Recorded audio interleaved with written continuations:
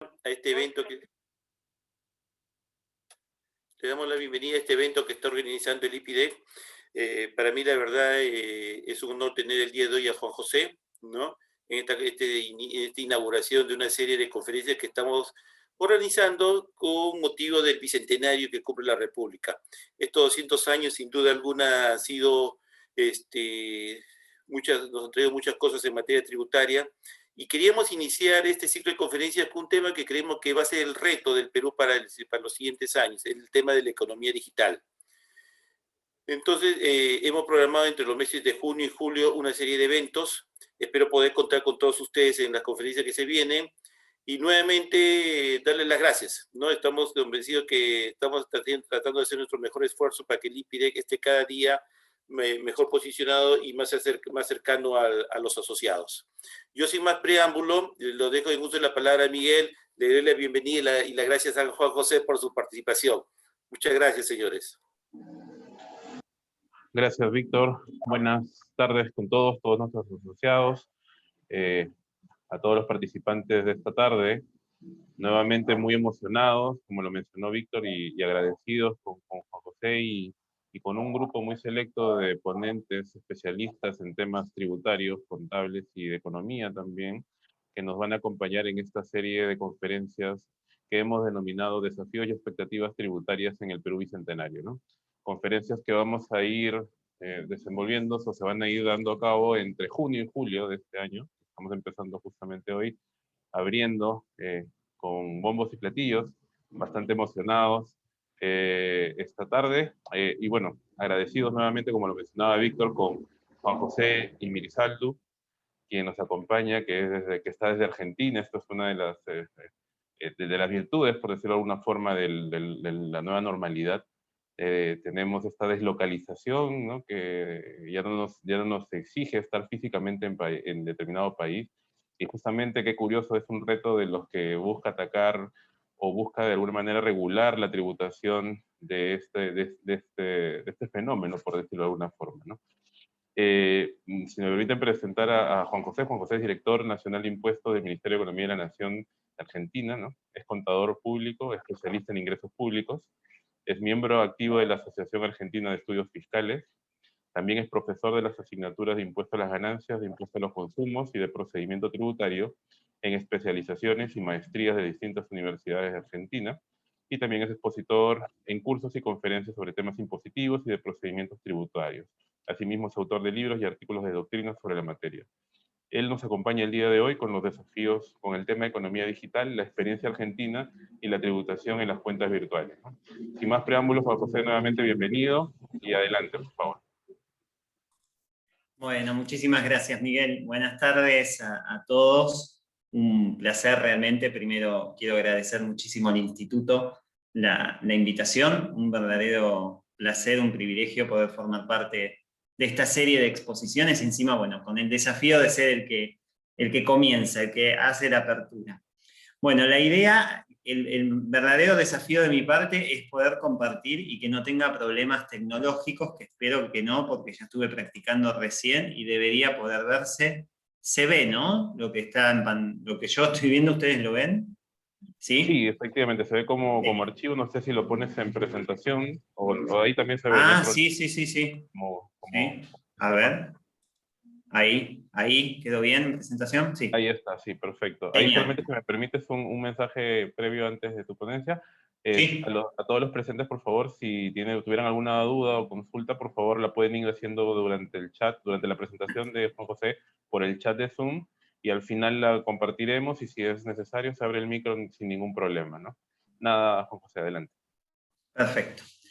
Bueno, como les decía, lo que nos convoca hoy es hacer algunos comentarios con relación a la experiencia que hemos tenido, o que venimos teniendo en realidad en la República Argentina, en lo que hace a la tributación de los servicios digitales.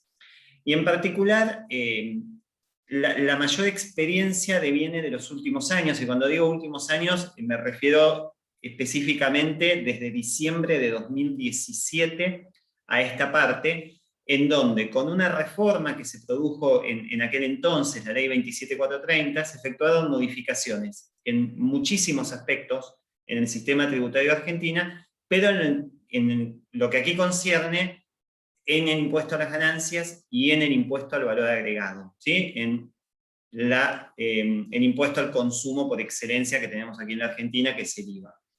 Y a partir de ese momento, de ese punto de inflexión, si se quiere, en lo que tiene que ver con el tratamiento de los servicios digitales, es que comenzaron a surgir otras disposiciones, otras normativas, otras modificaciones en otros tributos, sumado a un reciente cambio que hemos tenido, o una reciente incorporación que hemos tenido en un impuesto que grava los movimientos de dinero en cuentas bancarias, que se le suma ahora el hecho imponible del movimiento de dinero en cuentas virtuales.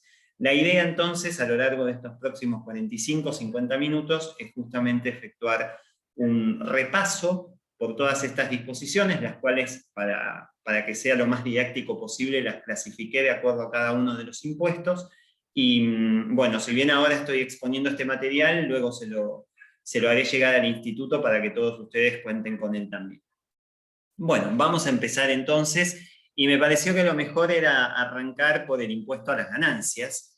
Y como les decía hace unos minutos, a ver, la ley 27430, ya en diciembre de 2017, introdujo muchas modificaciones en el impuesto a las ganancias. En lo que concierne a este tema, para entender qué es lo que hicimos con los servicios digitales, lo primero que necesito es brevemente hacer una introducción de cómo la legislación de nuestro impuesto grava a un sujeto que no es residente en la Argentina, a un sujeto que no tiene presencia física en la Argentina. Nosotros tenemos un sistema tributario en donde, si yo soy residente argentino, quedo gravado bajo lo que se conoce como criterio de renta mundial. Esto es por las rentas tanto de fuente argentina como de fuente extranjera. En tanto que si soy no residente, quedo gravado únicamente bajo el criterio de territorialidad. Esto es solo por las rentas de fuente argentina.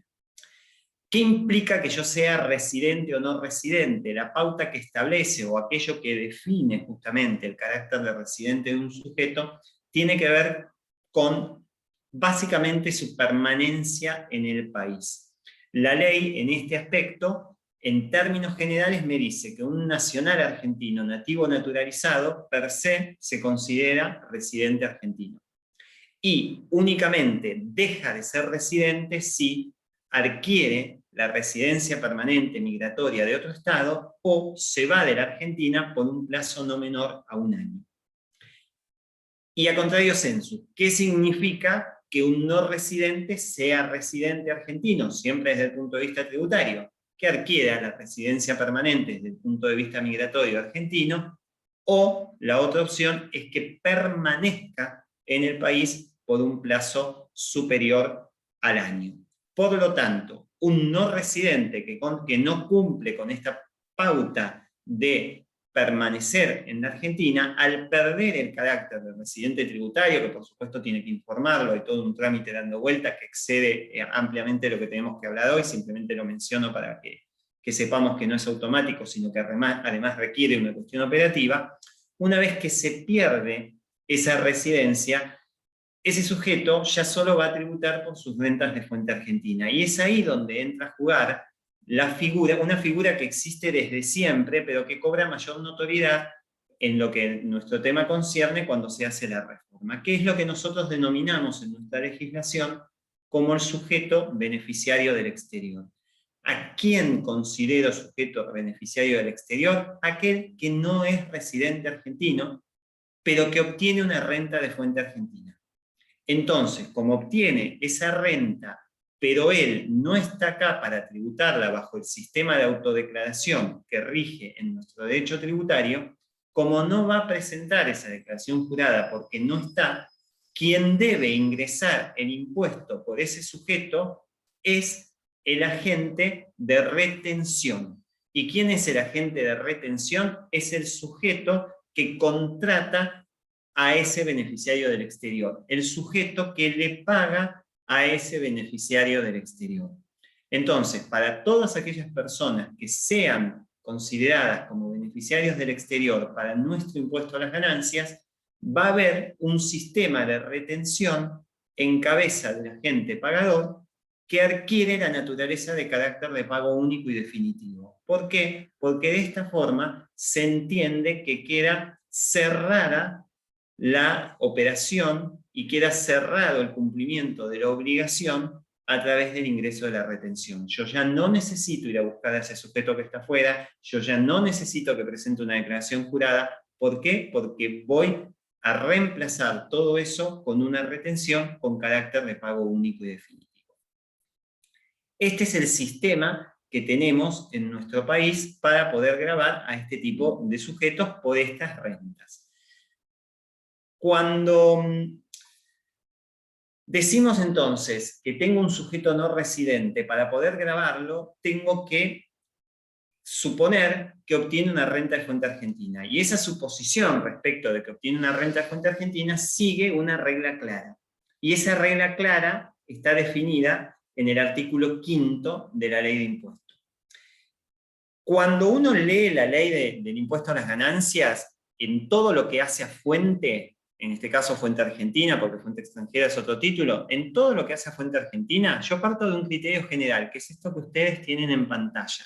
Este artículo 5º de la ley, que me dice que hay fuente argentina cuando tenga una renta proveniente de bienes situados, colocados, utilizados económicamente en el país, o actos o actividades que se realicen en el país, o hechos que ocurran en el país. Esta es la regla general.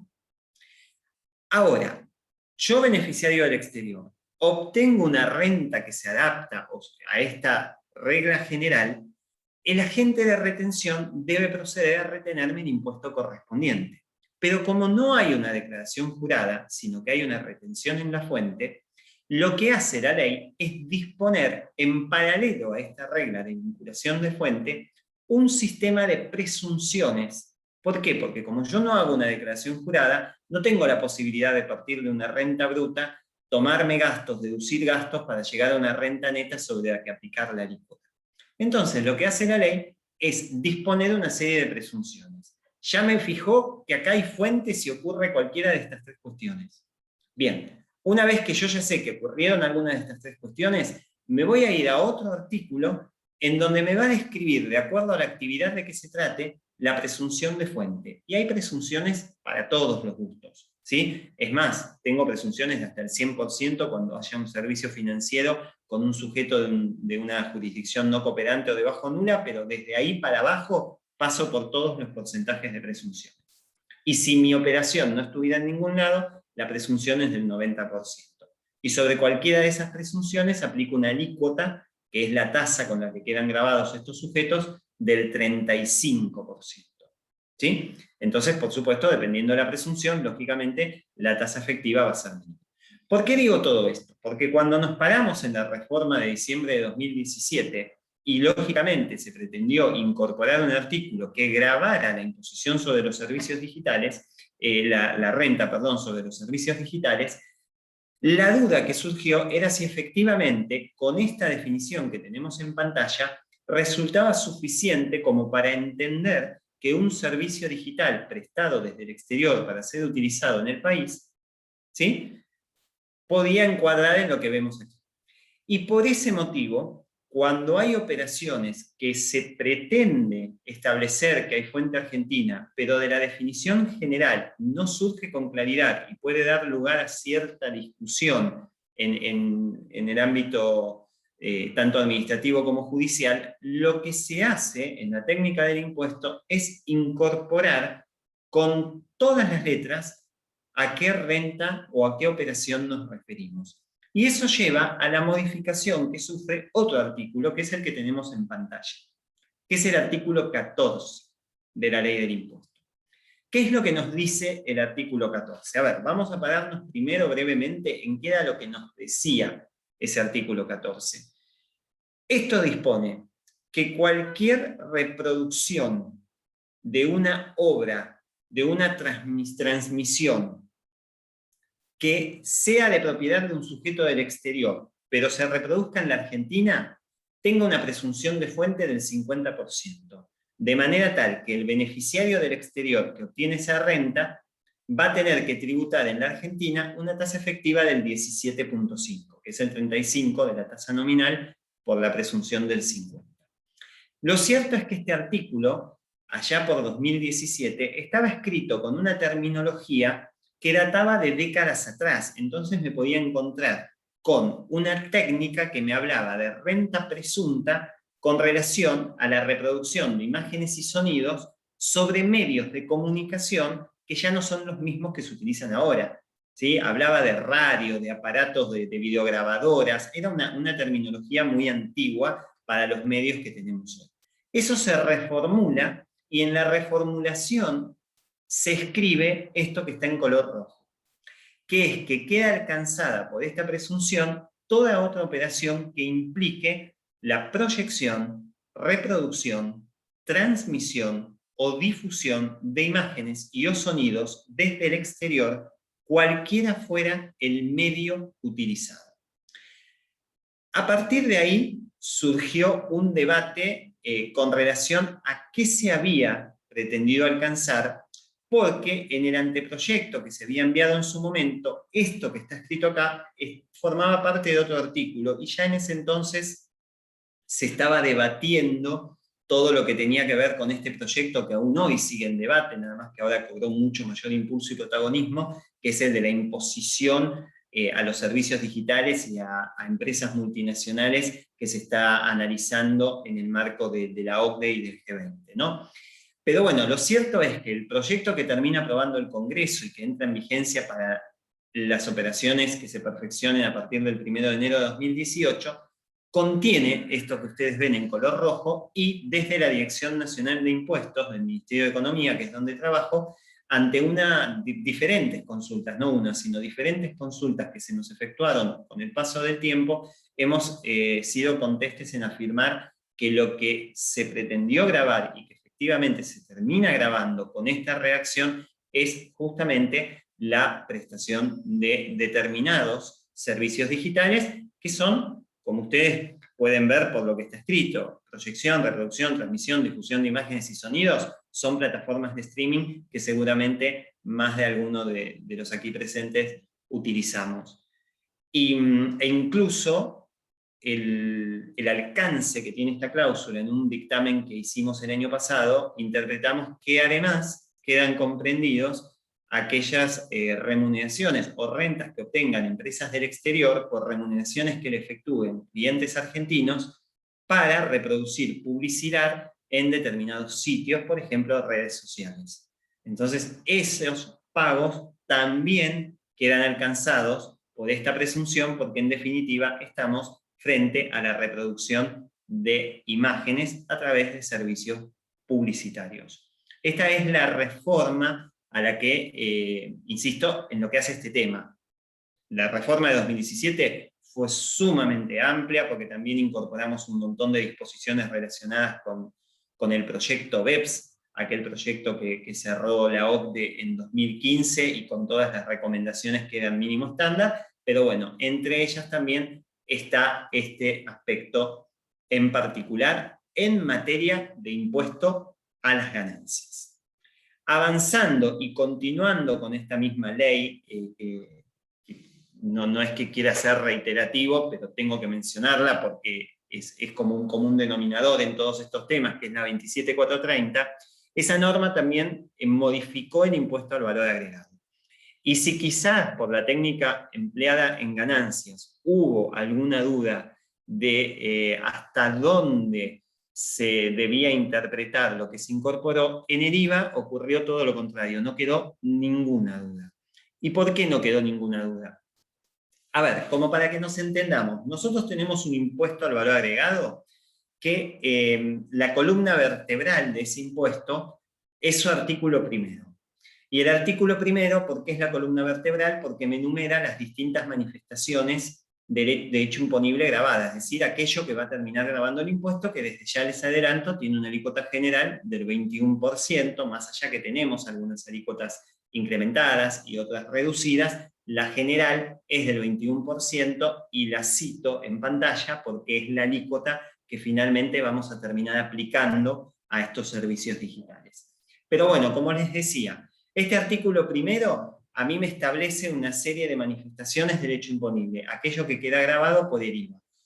que para quienes no estén familiarizados con nuestra legislación, con la legislación argentina, el IVA es plurifásico en nuestro país y por ende grava todas las etapas de la cadena de comercialización, tanto de un bien como de un servicio, excepto aquellas que expresamente por la ley estén exentas o no gravadas. Pero si no hay una exención o una excepción en alguna o todas estas etapas, quiere decir que todas ellas están gravadas por el impuesto. Bien. Ustedes ven que yo marqué o destaqué en negrita en el inciso B la parte pertinente a la prestación de servicios y luego los incisos D y E. Para entender esto que voy a señalar, brevemente hago una pequeña introducción. Si yo me paraba en diciembre de 2017 en una reforma que todavía no se había aprobado y le preguntaba a alguien, ¿el IVA argentino grava la prestación de servicios digitales? La respuesta es sí y depende. ¿Y por qué sí y depende? Me adelanté, pero vuelvo para acá, perdonen. Sí y depende. ¿Y por qué? Porque, a ver, me voy a parar en el inciso B, que dice prestación de servicios. La prestación de servicios es universal. Es decir, se grava absolutamente todo, excepto que la ley me diga que no.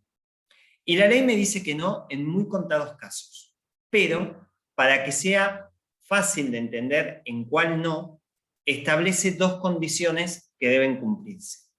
La primera condición es que sea a título oneroso, y la segunda, sin relación de dependencia.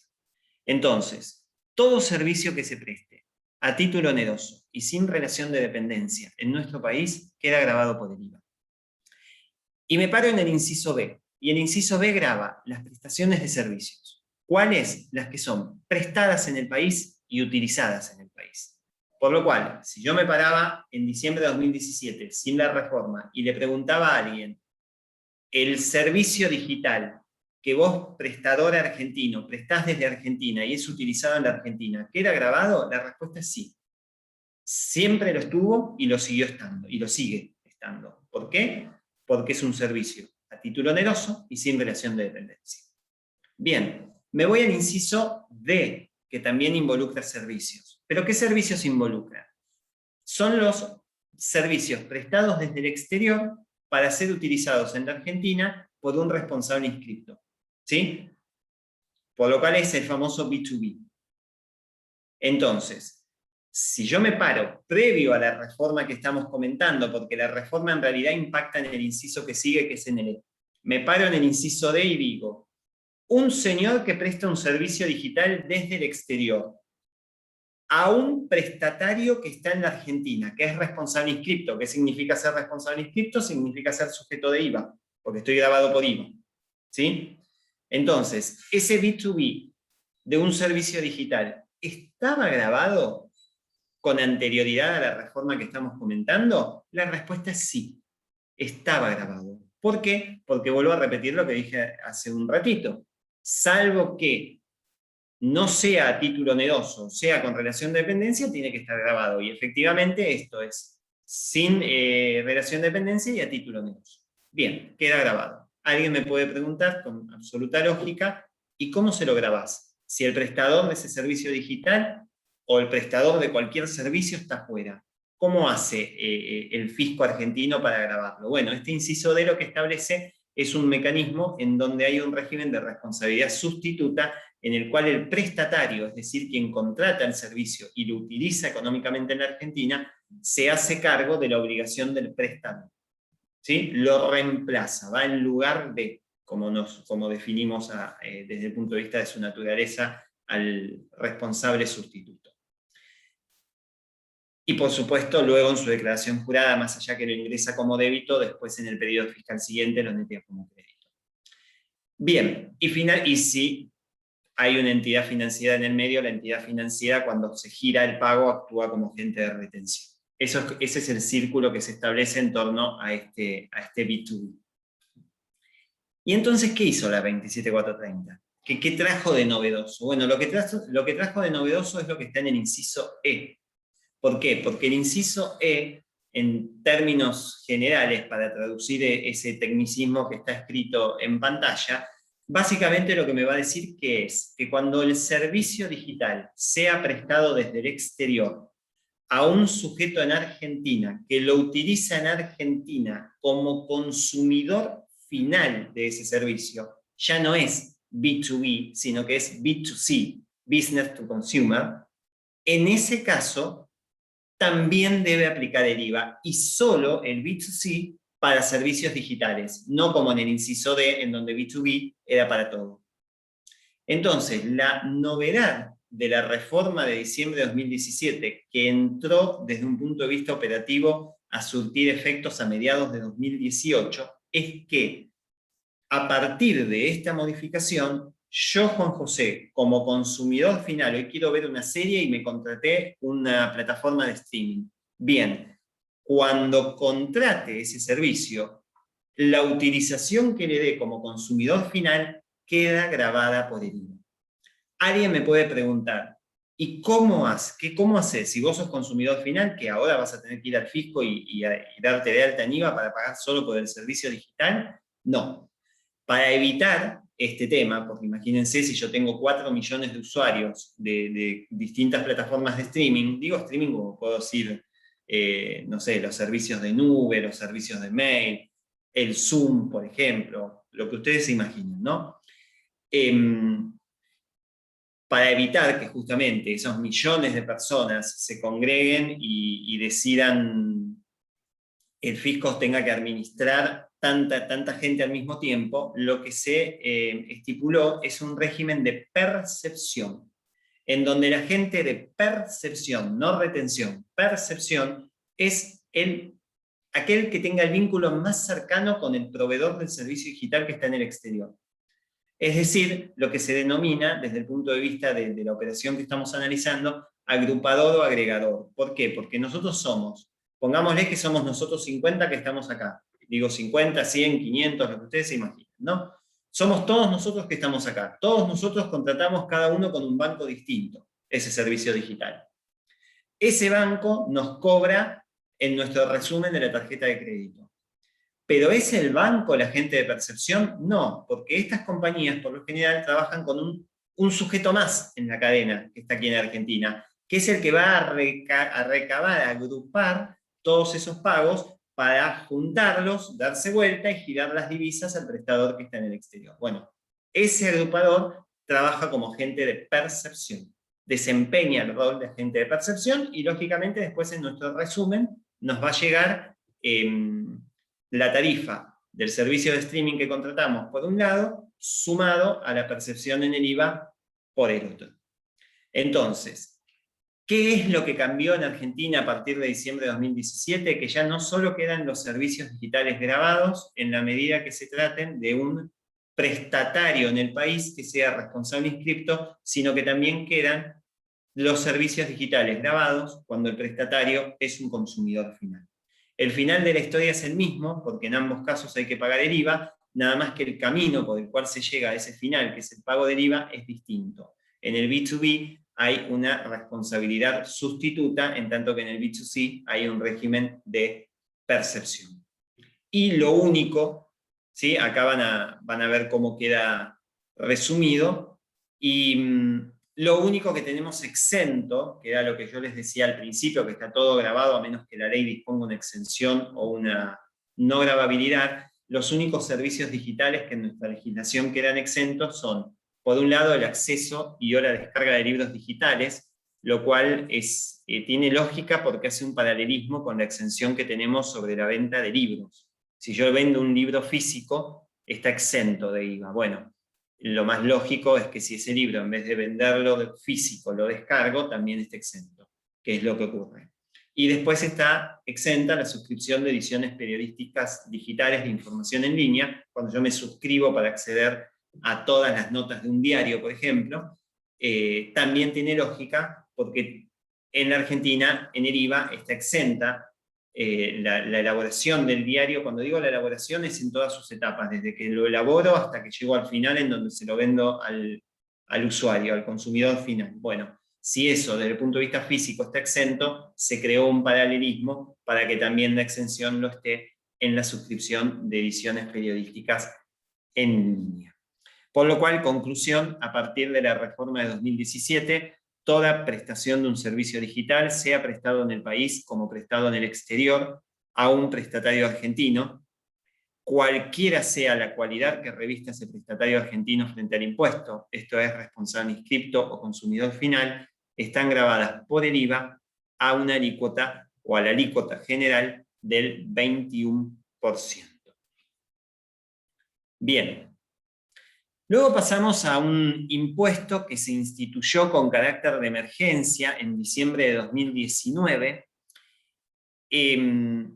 Y, a ver, tiene una vigencia de 5 periodos fiscales, por lo cual está plenamente vigente. Y se lo denominó Impuesto para una Argentina Inclusiva y Solidaria, Impuesto País.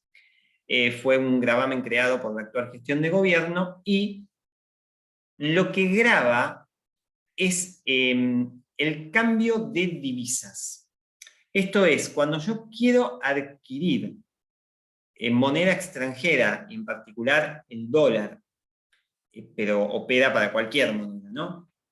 De cualquier manera, esto es, yo quiero adquirir la moneda para ahorro.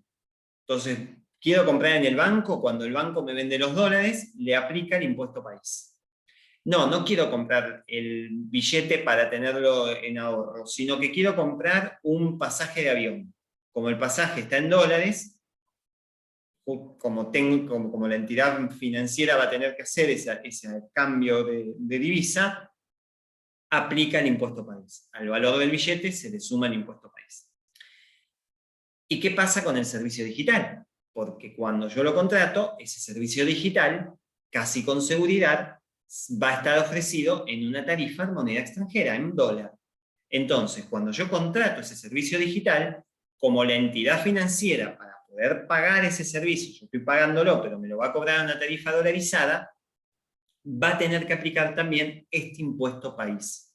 Es decir, que aquel servicio digital que contratamos y que está grabado con una alícuota del 21%, por ser en moneda extranjera, le voy a tener que sumar el cargo del impuesto país. ¿Y cuál es ese cargo? La alícuota general de la ley es 30%. Pero la propia ley, que es la 27.541, le da la facultad al Poder Ejecutivo a que pueda disminuir la alícuota cuando se trate de servicios digitales grabados por el IVA. Porque yo ya parto de un servicio que está pagando el 21%. Bueno, y efectivamente lo que hace, lo que hizo el Poder Ejecutivo a través de un decreto, el 99 de 2019, fue disponer que cuando el servicio digital se encuentre grabado por el IVA, es decir, que ya me venga una percepción en mi resumen de tarjeta del 21%, el impuesto país que aplique sea del 8%, no del 30%. ¿Sí? 21 más 8. Y lo que no dije, que lo digo ahora, porque hablamos tanto de servicios digitales todo el tiempo, es que cuando se reformuló la ley de IVA, con la 27.430, se incorporó además, para que no quedaran dudas, una definición muy amplia de qué se entiende por servicios digitales, en donde se hace primero toda una descripción con un tecnicismo propio de la operatoria respecto de que no tiene baja o nula presencia humana en cuanto a la prestación del servicio, protocolos de la red de internet, en fin, una definición muy, muy técnica que no viene al caso. Pero además de esa definición se elaboró un listado meramente enunciativo, no es taxativo, de ejemplos de qué se entienden por servicios digitales, como para que no quedara ninguna duda. Entonces, más allá de que el IVA ya me lo dejaba claro, porque si es a título oneroso sin relación de dependencia, queda grabado, a su vez se incorpora un apartado en un artículo en donde se hace una descripción minuciosa de qué se entiende por servicio digital. Bien, entonces, si yo entro por esa definición de IVA, lógicamente a ese 21 ya no le voy a sumar el 30, sino que le voy a sumar el 8. ¿Y esto termina acá? No, me falta un poquito más. Cuando yo contrato ese servicio digital, que queda grabado por el IVA al 21%, y que en la tarjeta de crédito además se me suma el 8% por el impuesto país, a partir del año pasado se va a sumar una nueva percepción, pero esta vez en lo que hace al impuesto a las ganancias, que no tiene relación alguna con lo que ya vimos de ganancias, sino que esta percepción de ganancias es para aplicársela al consumidor final de ese servicio. Entonces, cuando yo contrato ese servicio, voy a tener el 30 de IVA, el 8 del impuesto país, y se me va a aplicar una percepción del 30 de impuesto a las ganancias, pero no aplicado por el servicio digital, sino aplicado por la moneda extranjera, por el cambio de la divisa. Con la diferencia de que ese 8% yo no lo puedo recuperar, pero el 35% de ganancias que se me aplica sí lo puedo recuperar. De dos maneras. Si yo soy sujeto de impuesto a las ganancias, cuando presente la declaración jurada, voy a poder netear del impuesto determinado las percepciones que se me fueron aplicando. Pero si yo no soy sujeto de impuesto a las ganancias, lo que voy a poder es pedir que se me devuelva esa plata. Se me aplica la percepción, pero se me da la posibilidad de compensarla si soy sujeto del impuesto o de solicitar su devolución si no lo soy. Pero en el esquema general, ese resumen de la tarjeta de crédito va a tener estos distintos ítems en cabeza del consumidor final. Y remarco mucho esto porque es distinto a lo que ocurre con la presunción de ganancias que vimos al principio, en donde ya apuntaba a la renta que obtenía el sujeto que está en el exterior. Acá no, la percepción es por una operación que involucra moneda extranjera. Por un segundo detengámonos y pensemos que si esto no fuera una exposición sobre servicios digitales, sino, no sé, sobre la adquisición de otros productos que también involucran moneda extranjera, estaría dando la misma explicación con relación a esta percepción del 35%. Y acá es como que se cierra toda la gravabilidad que está relacionada con los prestadores de los servicios digitales por un lado y los consumidores de los servicios digitales por el otro.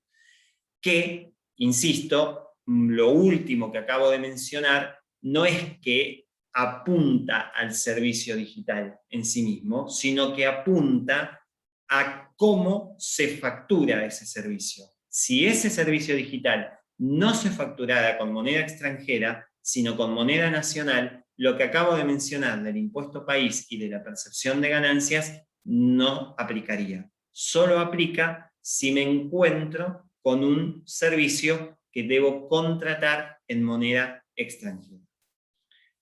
Bien. Y llegamos ahora a una muy, muy reciente reforma que hemos tenido, y es tan reciente que aún no entró, no entró en la práctica, no entró a surtir efectos, porque, como su norma lo establece, va a ser a partir del 1 de agosto de 2021. Se trata de un decreto que se publicó el 8 de mayo pasado, y a ver, como para entender de qué se trata esto, me tomo 2 minutitos para centrarnos en la descripción de este impuesto, ¿no? Impuesto sobre los créditos y débitos en cuentas bancarias y otras operatorias. Este es un impuesto que fue incorporado en nuestro sistema nacional, en nuestra legislación nacional, allá en el año 2001, y que originalmente tenía como objeto gravar los movimientos, los créditos y los débitos en las cuentas bancarias. Digo originalmente porque con el paso de los años fue ampliándose su aplicación. Para que tengamos presente, un crédito, o sea, créditos y débitos, movimientos sobre los créditos y débitos. En cada pata de ese movimiento, en el crédito y en el débito, aplico una alícuota del 6 por 1000. O sea, no digo que sea ínfima porque todo suma, no. Pero bueno, comparado con las alícuotas que veníamos hablando recién, esta es mucho menos. Entonces, 6 por 1000 en el crédito, 6 por 1000 en el débito. En todos los movimientos bancarios, en principio, sí, excepto que haya una exención. Y les aseguro que hay un decreto que reglamenta esta norma, que es el 380 de 2001, que contiene un listado de exenciones sumamente amplio. ¿Sí? Por ejemplo, los movimientos en cajas de ahorro están exentos. Los movimientos entre cuentas de un mismo sujeto están exentos, por citar quizás los más conocidos. Pero bueno, lo cierto es que al principio esto apuntó a grabar los movimientos en los créditos y débitos. Y con el paso del tiempo fue ampliándose su ámbito de aplicación, de manera tal que no muy lejano a 2001 se incorpora lo que se conoce aquí en la Argentina como la gravabilidad sobre el sistema organizado de pagos. ¿Qué es el sistema organizado de pagos? Si yo, en vez de hacer el movimiento bancario para que me cobren el impuesto, lo hago en efectivo, y voy y le pago, empiezo a pagarle a mis proveedores en efectivo, bueno, ese es un sistema organizado de pagos, tendiente a eludir el pago del impuesto, y por eso no lo bancarizas. Entonces te lo igualo de la misma forma, y en vez de cobrarte 6 por 1000 sobre crédito y débito, como acá tenés una sola pata, que es el pago, te cobro el 1.2. Te terminó cobrando lo mismo de diferente forma. Y lo mismo ocurrió en 2019 cuando se amplió el objeto de este impuesto, gravando las extracciones de efectivo también con el 1.2. Pero no para las personas humanas, sino para las grandes empresas. Bueno, eso es el impuesto en la aplicación que tenemos. Y yo dije el 6 por 1000 porque es la alícuota general, pero hay un esquema de alícuotas reducidas para sujetos exentos en ganancias e IVA. ¿Sí? Por lo cual tenemos un esquema bastante amplio de alícuotas. Pero bueno, ¿a dónde quiero llegar con todo esto? Que allá por diciembre de 2017, la gestión de gobierno anterior incorpora una exención amplia para lo que en aquel entonces se denominaban las cuentas virtuales. De manera tal que se asume que cuando el impuesto grava desde un principio a todo movimiento en cuenta bancaria y sistema organizado de pagos, la denominación sistema organizado de pagos incluía a las cuentas virtuales. Y se toma la decisión de que esas cuentas virtuales, los movimientos, en las cuentas virtuales, queden exentos del pago de este impuesto. Ese decreto con posterioridad es derogado, y el decreto 301 lo que hace es establecer una imposición en los movimientos de dinero en estas cuentas virtuales que tiene como objetivo ser un espejo de lo que ocurre con las cuentas bancarias.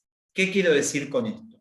Si un movimiento en una cuenta bancaria queda grabado al 6 por 1000 en el débito y al 6 por 1000 en el crédito, un movimiento en una cuenta virtual va a quedar grabado de la misma forma. 6 por 1000 en el débito y 6 por 1000 en el crédito. Lógicamente, en una cuenta bancaria, quien actúa como agente de percepción es la entidad financiera. En una cuenta virtual, quien actúa como agente de percepción va a ser el administrador de esa cuenta.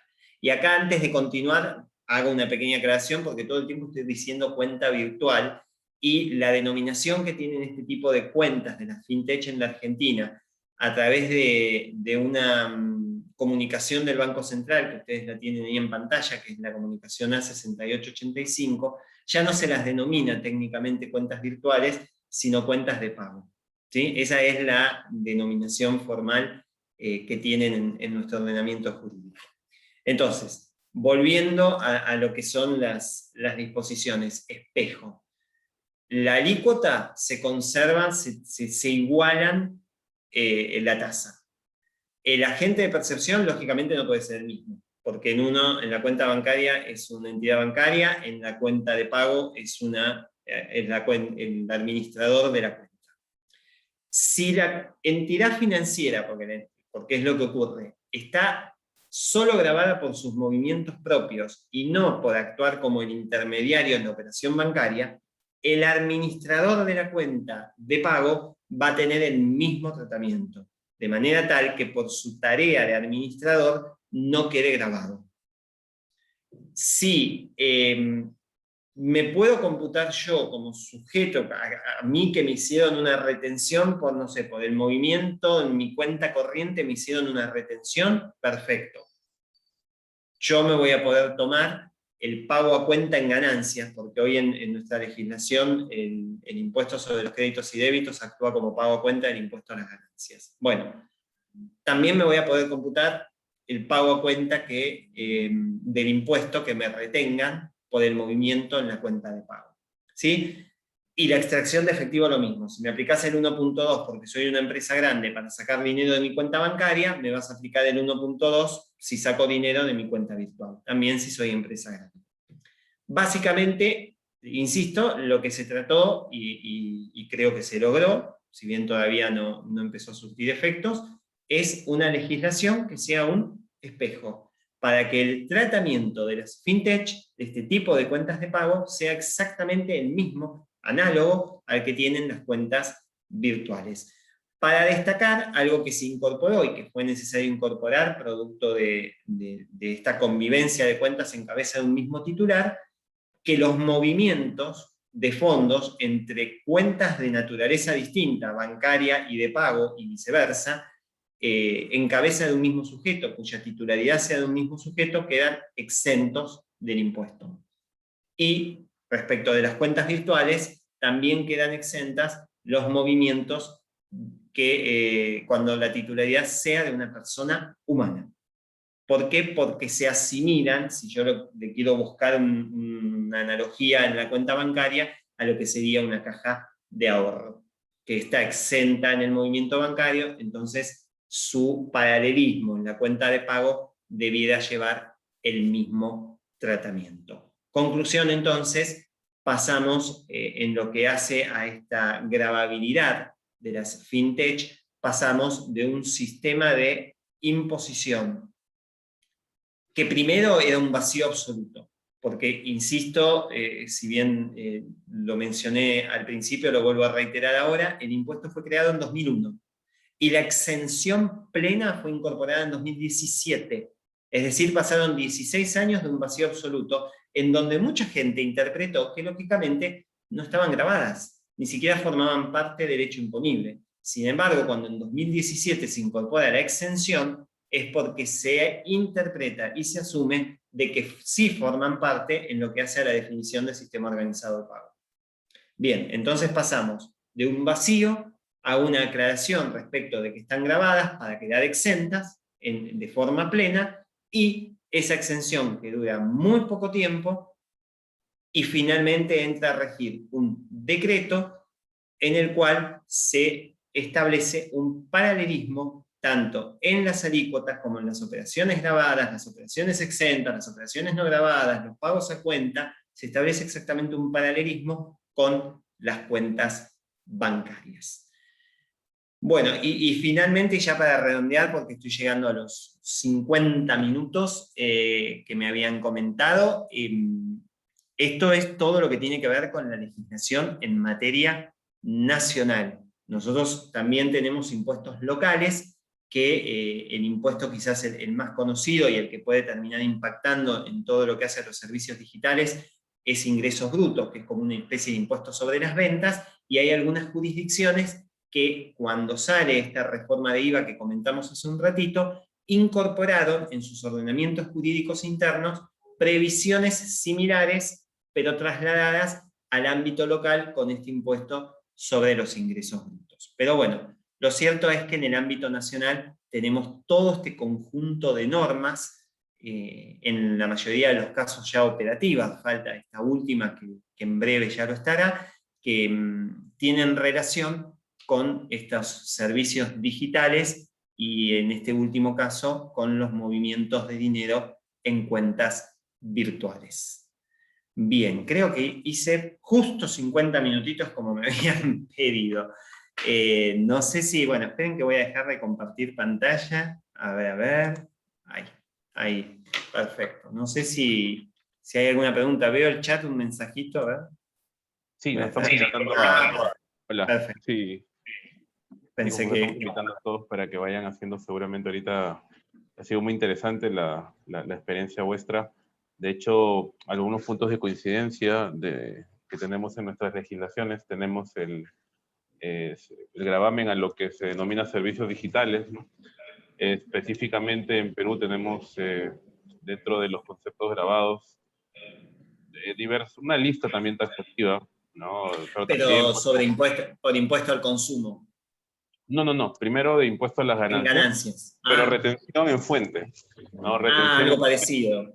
Sí, muy similar. Nuestra legislación viene del 2006, más o menos, pero con un detalle también de tipos de servicios, ¿no? Por ejemplo, con nombre propio, como lo mencionabas, ¿no? El tema del hosting, el tema del uso de dinero, perdón, el uso de plataformas virtuales, la actualización de plataformas por Internet, y el principio base es que sea pues un servicio, digamos, automático, esencialmente automático, ¿no? Ese es un poco el concepto general que nos pone nuestra ley del impuesto a la renta. Y siempre esto pues aplicable solamente en el escenario B2B, ¿no? No tenemos Claro, todavía un escenario el B2C. B2C. Exacto. En IVA o IGB, como lo llamamos acá, el IVA, el impuesto al valor agregado, aquí se denomina impuesto general en las ventas. Sí tenemos por utilización de servicios también en el país, pero también en el escenario B2B. Hay un proyecto de ley que va muy en línea con lo que es la experiencia que tú nos comentas en Argentina respecto de hacer pagos adicionales en forma de percepción, ¿no? O de retención también, porque la norma como proyecto contempla la posibilidad también de tener un agente de retención, pero principalmente estamos hablando de las instituciones financieras o pasarelas de pago que son con las que se pueden hacer estos pagos, Claro, finalmente.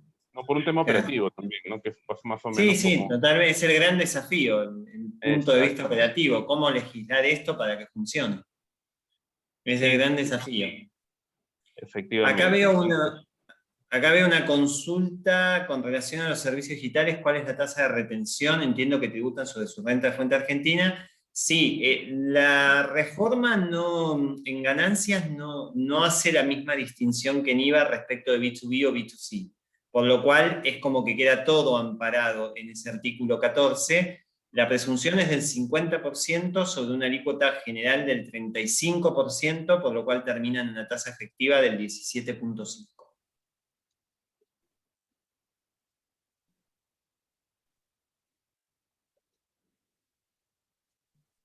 ok.